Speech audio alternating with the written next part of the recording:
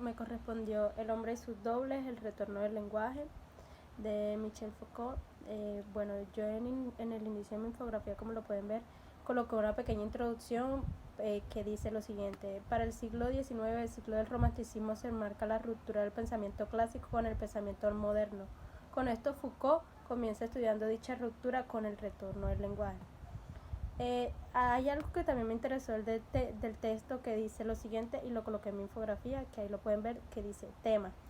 El tema que trata en esa parte del texto que me correspondió a mí: el lenguaje surge precisamente como un acto de escribir, dejando a un lado su forma universal del discurso, tomando la formalización que da cuenta de lo que se quiere decir, y la filología, que es el análisis del discurso.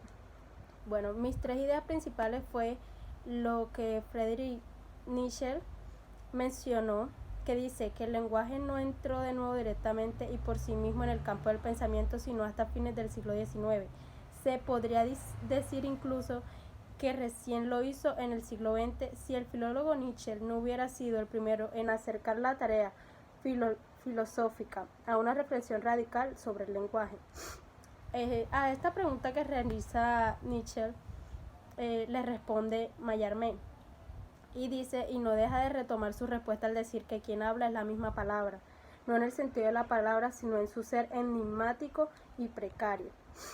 La idea final que tomé, como pueden ver en la diapositiva, es la división del lenguaje contemporáneo de su paso a la objetividad filológica. No sería más que la consecuencia más reciente visible de la ruptura del orden clásico.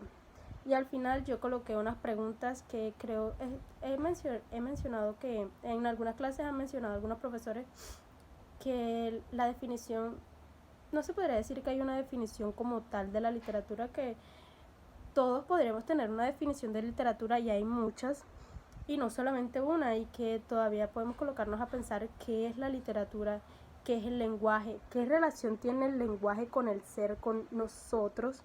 ¿Qué relación tiene el lenguaje con nosotros? Y Michel Foucault propone una reflexión filosófica particular acerca del lenguaje en cada época, ya que no solo es analizarlo al modo de un lingüista que describe los cambios en la lengua, sino que hay que exponer y examinar la experiencia del lenguaje, porque el lenguaje en sí no es la experiencia de escribir, sino la experiencia de escribirlo.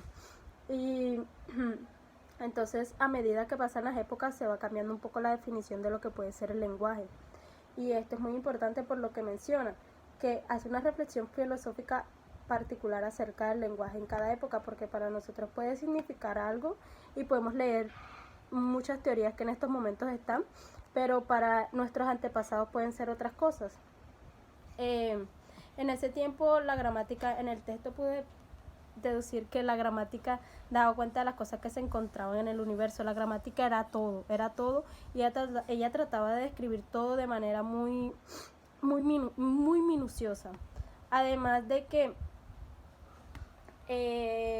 Michel Foucault en el texto coloca que el lenguaje no es un objeto más de estudio como otros. Sin embargo, a pesar de que el lenguaje se construye como un objeto de conocimiento, este mismo lenguaje representa diferentes determinaciones.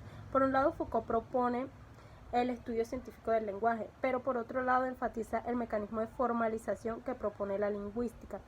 Siento que Michel Foucault no estaba como muy de acuerdo, porque él decía que la experiencia es un poco más importante que el escribirlo en sí.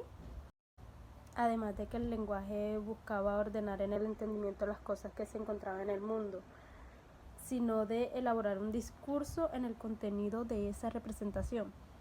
¿Esto qué quiere decir? Que ya no había relación directa del lenguaje con las cosas, sino que la experiencia del lenguaje era una muy pequeña relación con la representación.